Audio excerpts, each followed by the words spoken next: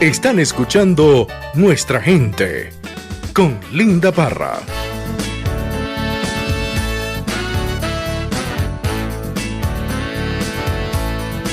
You're listening to Nuestra Gente with Linda Parra.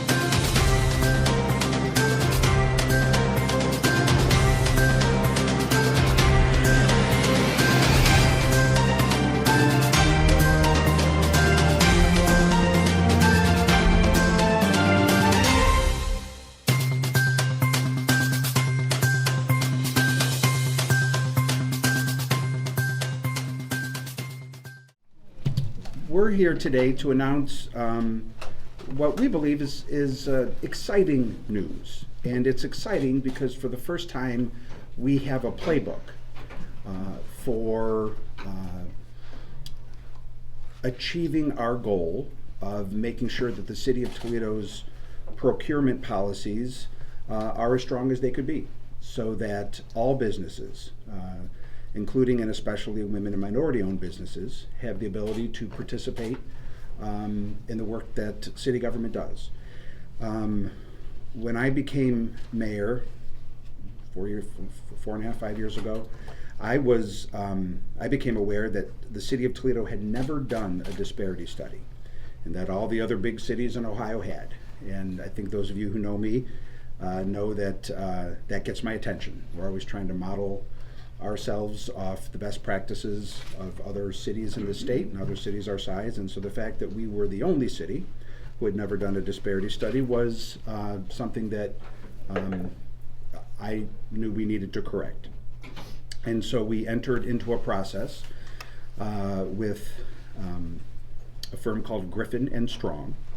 We're going to hear from Michelle from Griffin Strong in a moment, to study our procurement processes, to see what we're doing right and what we're doing wrong.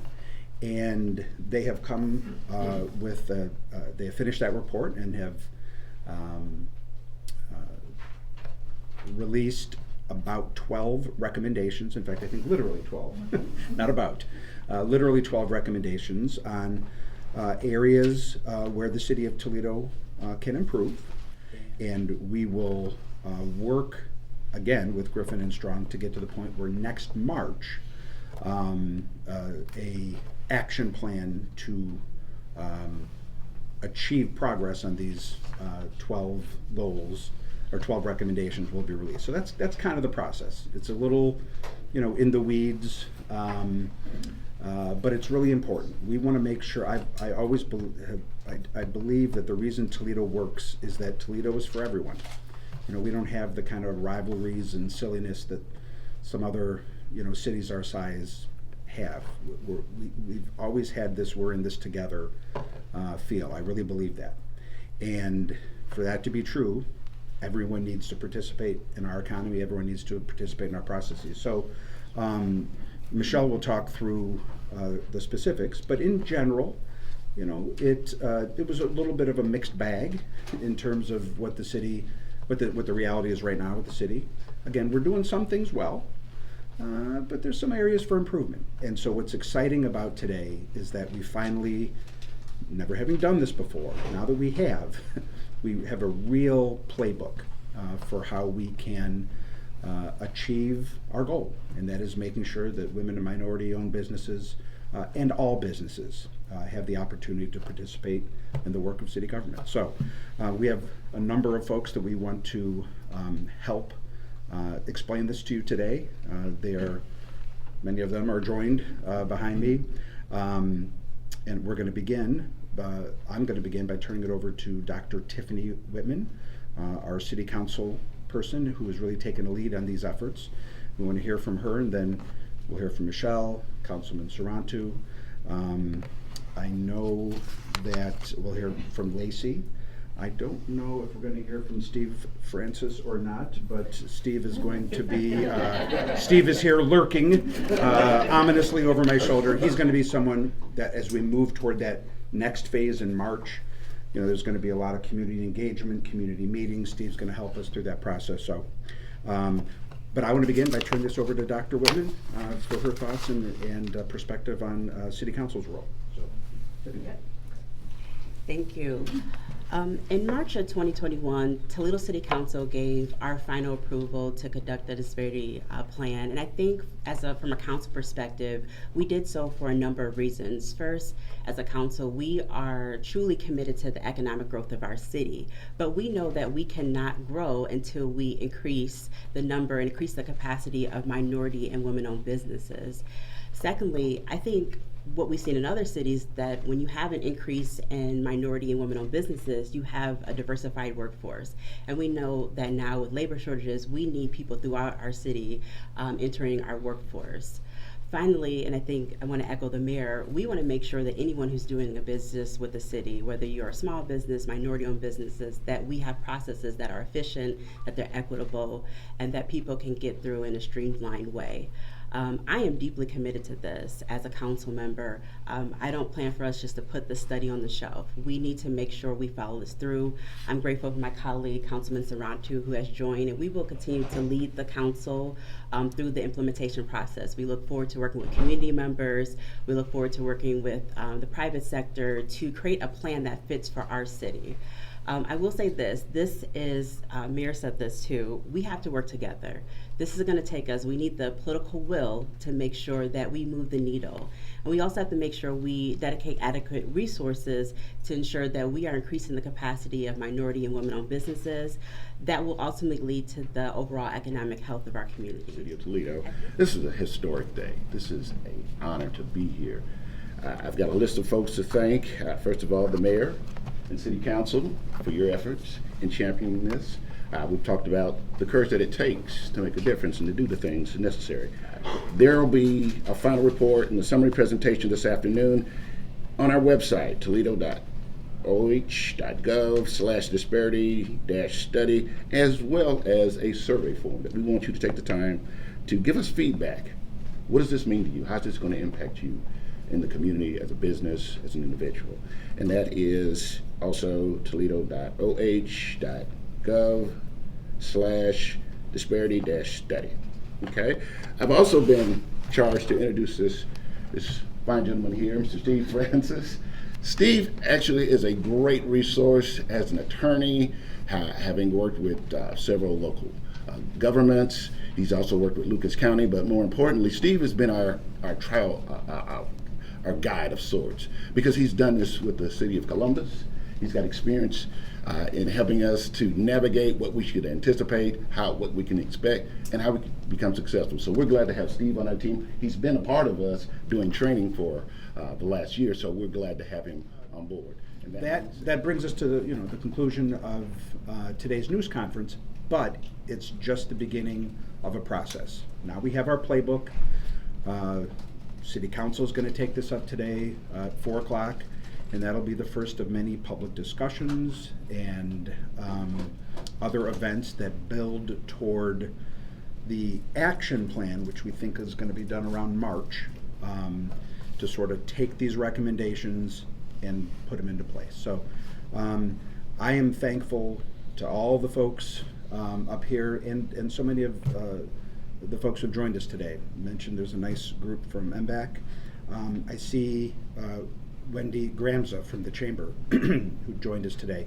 We meet once a month, my team and her team, and as it turns out, yesterday was our monthly meeting, and as it seems is always the case when we meet, there's a lot of discussion about workforce, about capacity, about finding, people to do the work to keep our economy strong.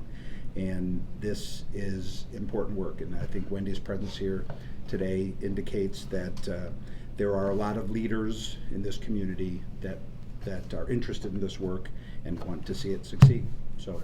Yeah, today was a really exciting day, and I have to give kudos to the city for taking a look at and grading themselves really on how they're doing in terms of utilizing women and minority and small businesses in their contracting. I think it's really great when people take that critical look at themselves and are willing to say, hey, maybe we're doing things well, but there are some things that we can do better. So this is all about, the city trying to do better, and I think they should be commended for that. We conducted the disparity study for the city of Toledo and found that it was kind of a mixed bag in terms of the outcome. There was some overutilization of firms and some substantive underutilization. So we have addressed this in a couple of ways. One is that we want to see the city continue its current MWBE program, its goals-based program, but we also want to focus more on capacity. We want to work with small minority and women-owned firms in order to develop their capacity. So we've recommended a small business sheltered market program, which sets aside certain contracts under a certain threshold for only small business to bid on. What that'll do is help to bring a lot of firms who have not been doing business with the city, allow them to come in and become primes, as well as moving firms who have traditionally been subcontractors over to becoming primes and begin to build capacity. We've also talked about partnering with a lot of local organizations in terms of assisting in supportive services so that those firms can be ready to participate. So that's been really the high-level outcome of the disparity study. We're happy to have it completed and now beginning implementation. Thank you. We've never had a disparity study, and it's very important that we had one conducted by a reputable firm, and the fact is that we can improve the delivery of services, namely opening up more doors for small businesses, minority-owned businesses, and women-owned businesses. And I believe that this study will help us make it easier for companies, small companies, to basically get a piece of the pie. And we know that small business is growing in Toledo, as it is across Ohio and across the nation. And it's very important that we do as much accommodating that we can. So I'm looking forward to increasing the participation of small, minority, and women-owned businesses. This disparity study is critically important to the economic inclusion of all businesses within the Toledo, Northwest Ohio area. The underutilization found has to be met with intentional and progressive action by the city, the county, and public and private partnerships to help businesses scale up, to help them with management and technical assistance, to help them access capital, so that they can legitimately participate in the commerce and the procurement process of the city. It will take business that they get from private sector as well to help them grow not only on the public sector business but the private sector business. Our goal is to try to make the subcontractors of today the prime contractors of tomorrow. Over time, they will scale up, they will be able to hire more staff, they will be able to get an additional asphalt truck or concrete dump truck, whatever, to scale up their business to handle bigger projects so that they can hire more local folks in the community and spread the economic inclusion around, both from a workforce standpoint and from a business opportunity standpoint.